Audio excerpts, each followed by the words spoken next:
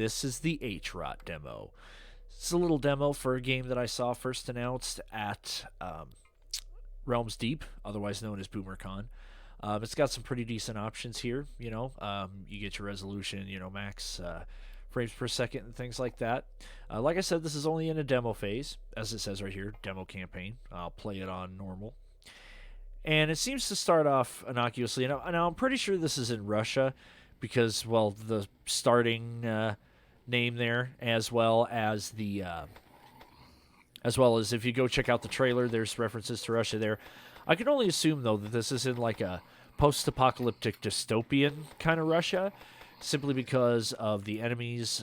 They all seem to be wearing some kind of gas mask, except for the player character. I have no idea if the player character themselves has one. Oh yeah, and you can also get on this little motorcycle here and ride it around and potentially run over some enemies. I wouldn't say that the control on it is that great, but yeah, I just ran over that guy. In that, it's more geared towards the shooting aspect of it. It's not really, supposed to be a racing game or anything like that. The motorcycle is kind of a cool mechanic, but yeah, this game definitely starts off by setting a pretty gloomy, almost creepy environment. It's got a decent weapon selection for the demo there. You got a pistol, you got a shotgun, you got a machine gun. You have I can't tell necessarily if it's supposed to be a rocket launcher or a cannon.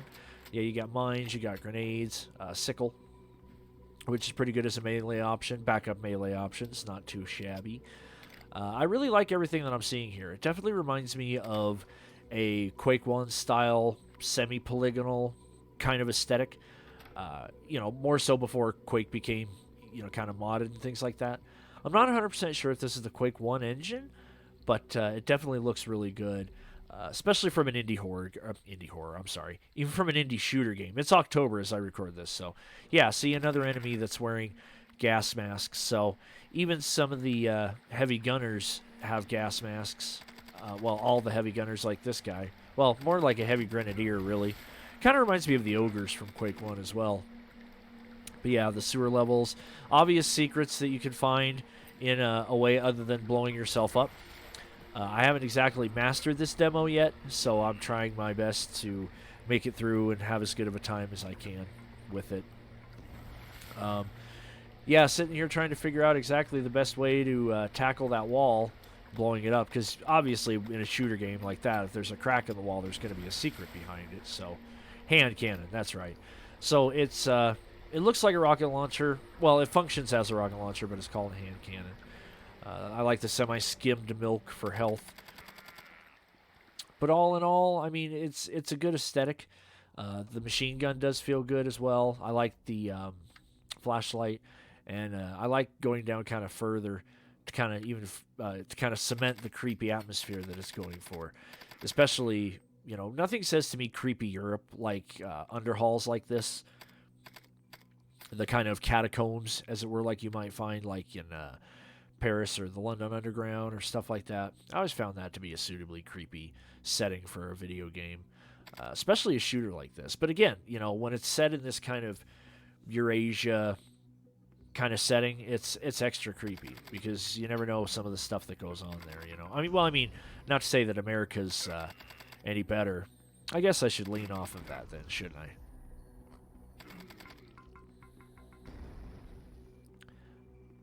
Yeah, then you got these kind of taller looking guys in the hazard suits with the shotguns. They're a little bit of a pain in the butt. I do love the sound design, though, so far. The sound design really works for me. It's suitably creepy. And then you hear certain noises that you can't 100% identify coming from what seems like behind you sometimes. The heartbeat there as your health gets low. I really dig that.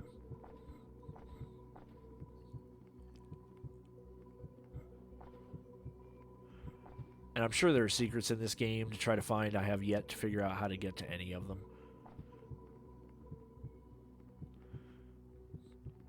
And this part of the game is kind of where it started to get extra strange for me.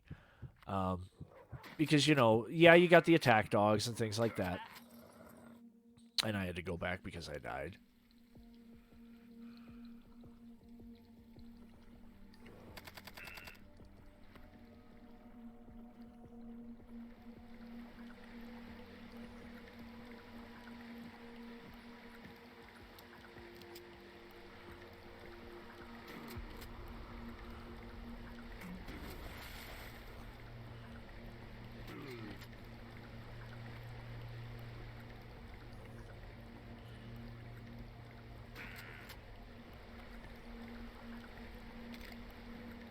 And on my second playthrough here, I got a little bit more wise about how to get that open. Well, I can't say second playthrough, but once I died and came back through this section, I kind of had a little bit of a better handle on how exactly to approach the gameplay. It takes a little while to really get into the swing of the gameplay, as, you know, any new shooter will do, be it an old engine or a new engine, because even when it's an old engine, if it's done right, it kind of feels like its own thing.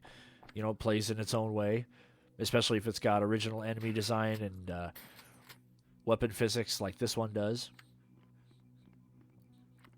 And I really enjoyed the trailer that I saw that they revealed at Realms Deep 2020.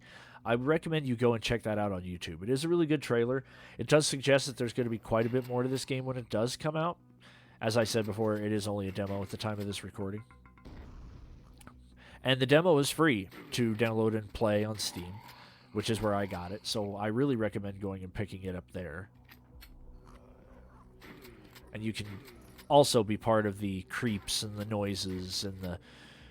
Now, I do not like the attack dogs in this demo just because I feel like it's this game, you know, that tiny, annoying enemy that's fast and hard to hit in just about every shooter, retro style or retro shooter. Every one of those games has that enemy type, and I feel like so far the attack dogs in this game are that enemy type, and I just do not like them. I recently had the cyber spider head things in Ion Fury. I had that exact same experience with. So I was really getting into this particular sewer part of the map here. You know, there's key hunting, there's switches and things like that. And, you know, I figured I had a pretty good handle on the enemy types and things like that. I really don't like when they spawn behind you. And explosive barrels to jib your opponents, I really dug that. But I feel like where this game really started to get its strange cred is, you know, I'm blowing away bad guys, trying to get rid of these EPA suit dudes, minding my own business, and I come up top here, and I say to myself, is that in the back, is that a horse? And, you know, that is a horse. That is a horse with a gas mask. That is an attack horse with a gas mask. This game just became extra bizarre to me. And honestly, the gas mask attack horse kind of made me a little bit uncomfortable. But, you know, the way that it is, the way that it moves, what it is, period, how it died, all of that kind of bothered me a little bit. I'm not going to lie at all. That's where the game became extra spooky to me, and weird, and really kind of carved out its own thing. And that's another reason why I feel like this isn't some kind of a, you know, post-apocalyptic dystopia kind of setting, is because every enemy type, even the damn horse, has a gas mask on. So I really kind of feel like, well, I hope anyway, that in the full version they'll explore the lore more and kind of hide some of these enemy spawns. As you can tell, you know, I can kind of see them spawning behind me at times, which kind of, to me, breaks the immersion a little bit. You know, I feel like it kind of pulls you out of the world when you see your enemies spawn behind you, be it with magic particles or not. I like the radio. Just little environmental touches like that, you know, that kind of, again, help pull you into the world. I feel like the physics could maybe be a teeny bit adjusted. Like, you notice the way I kind of pushed that radio and it just kind of floated like that. Not necessarily 100% a fan. The weapon play is pretty good, although I feel like the guns need a teeny bit more punch. I feel like the hand cannon needs a little bit more splash damage. I do like that you can, in fact, dig up the graves, or shoot up the graves, rather. See, in all the language, everything in this game, I don't know. I don't necessarily want to say 100% it's for, you know, it's Russian, but it definitely looks and feels Eastern Bloc. And then you have these head things, these creepy, floaty heads, which when they hit you, I think it's some kind of blindness or darkness effect, because you can see the screen dimmed a little bit. It kind of made it hard to see for a brief period of time. And those head things, those are creepy too. Everything in this game, it's designed to be more, I think, unsettling than anything, which I really kind of like. I like feeling a bit uncomfortable as I try to navigate a video game's world, you know?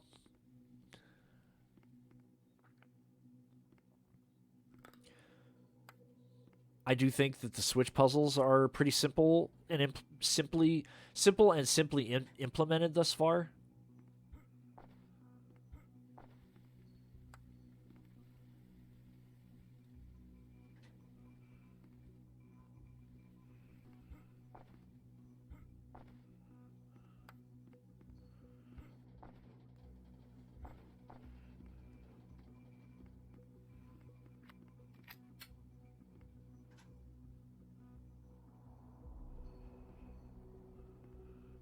And I really think they dial up the creep factor in here with the skeletons and giving you the flashlight. I do think putting a flashlight in a game like this definitely helps add to the atmosphere. You know, everything's dark around you. And then the spiders. And you're enjoying the creep factor and then the spiders, which these spiders, the way they were introduced, the sounds that they make and the way that they jump at your face certainly ramps up the I'm gonna call the uncomfortability factor. I'm sure that's probably not proper English, but that's what I'm going to call it, is the uncomfortability factor. Especially as spindly as they make them, as fast as they come at you, just Now, I'm not necessarily a fan of that as an enemy type. I do think that the spiders do add that creep factor more, but I do not like the enemy type. Just so we're clear. And they make the keys pretty easy to locate. I don't think I ever once really got lost in this demo map.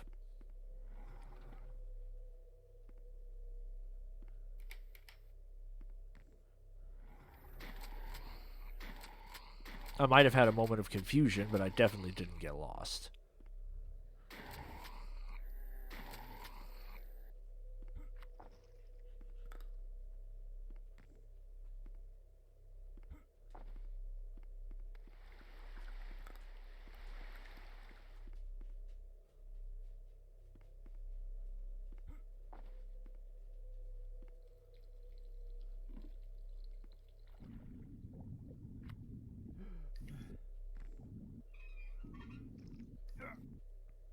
It did take a little bit of time to get used to the swimming mechanic, however. Once I realized what I was doing wrong, then it became very clear to me what I was and wasn't doing. I do like, though, that the game doesn't throw a whole bunch of tutorial messages in your face. It doesn't really force its hand. You know, it kind of lets you figure out how to play on your own. Which, again, a lot of older games didn't do. The whole tutorializing almost the entire beginning section of a game is entirely a modern game thing. Which in some instances I appreciate, but some instances I would rather just kind of be thrown in there and figure it out on my own. This was one of those enjoyable experiences. But I think if you can make an experience simple but engaging if you do it properly. I don't think that a game necessarily has to be dense or complicated or have a crazy control scheme in order to be truly enjoyed or feel like it has any kind of depth. Sometimes video games are very much like cooking in that if you do it simple, it can be almost as enjoyable as something that has a lot of complexity to it.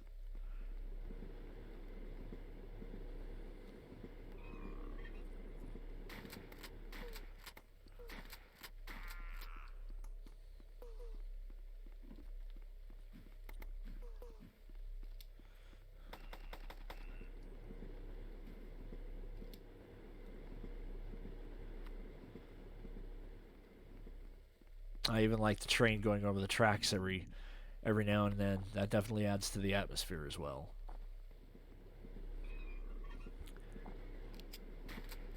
See, and I think that's a silly spawn for the attack plague horse to spawn in and then try to, you know. And then I had an interesting, I don't know if I'd call it a bug here, but I feel like I was standing where they needed to spawn. So therefore, I had to move from that spot in order for them to spawn in properly.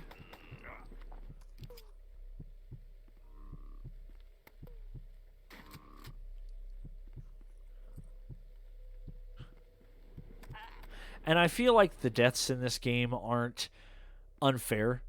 I feel like they're not. This game isn't brutally hard. If you die in this game, more often than not, it's going to be your fault. And that is a big thing for someone like me to say, considering, as I've stated quite a few times, I don't consider myself a very good gamer. But yes, they definitely make it to where in this game, if you bite it and get the death cam, then it's more often than not your own fault for not paying attention to an enemy spawn. Or, for example, part of what killed me this last time was, as I was swimming through here before, I was using the hand cannon in the water against small fish, so I was kind of screwing myself over as far as that goes. And you can move quickly in this game and still be able to aim properly. You just gotta calm down a little bit and try to stick your shots. I think that's a lot of what my issue is. I have that panic, wheel around, and just start clicking wildly, hoping to hit something. But I think the aiming system in this game is pretty good.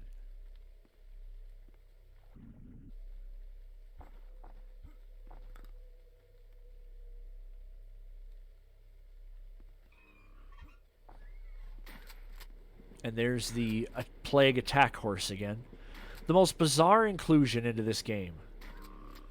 Yeah, see, he spawned right next to me, and again, I'm standing where he needs to spawn. Yeah, I've said it before, I'll say it again. This is a demo.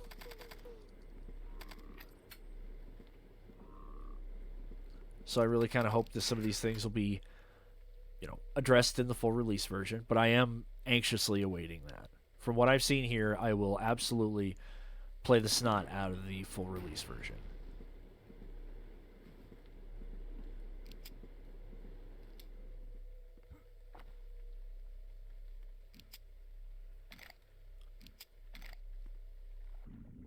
And as I've said before, I like the sound design. I don't necessarily think that I can get away with saying soundtrack, as there really isn't so much for this game. Again, it's more of a ambiance, if that makes any sense. It's more of a sound profile versus a soundtrack necessarily. It's certainly the atmosphere that the sound creates, though, which, again, makes it seem very creepy, very spooky. Very much in that vein of Quake 1.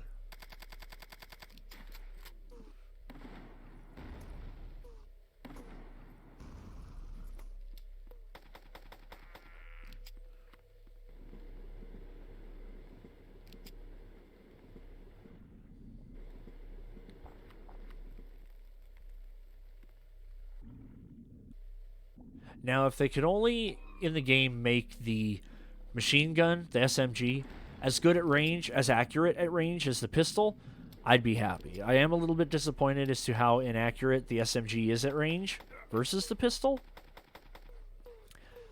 But again, that's subjective. That's just my opinion. Unless I'm doing some kind of video game histories piece, then I would expect you to think that everything that I say is my opinion versus a fact.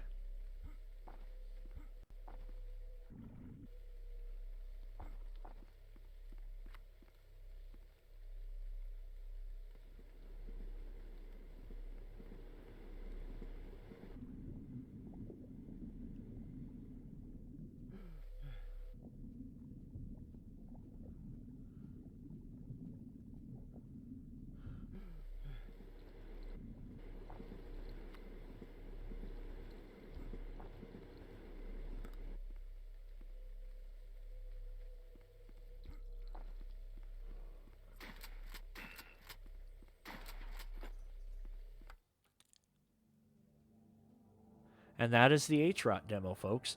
I really, as I've said before, I really enjoyed playing through this. I'm really anxious to see what the developer has in store for us for the full release version. Again, once you complete that, as you can see here, there is an endless mode. I haven't played that yet, but I'm sure that's probably pretty fun. But yeah, look forward to HROT there. As far as the full release version goes, I will be playing it. I recommend going out and trying this demo. As I said before, it's free on Steam, and I really hope you guys check it out. Anyway, I hope you guys enjoyed this this run-through, rather, of the HROT demo. And until the next time, folks, until then.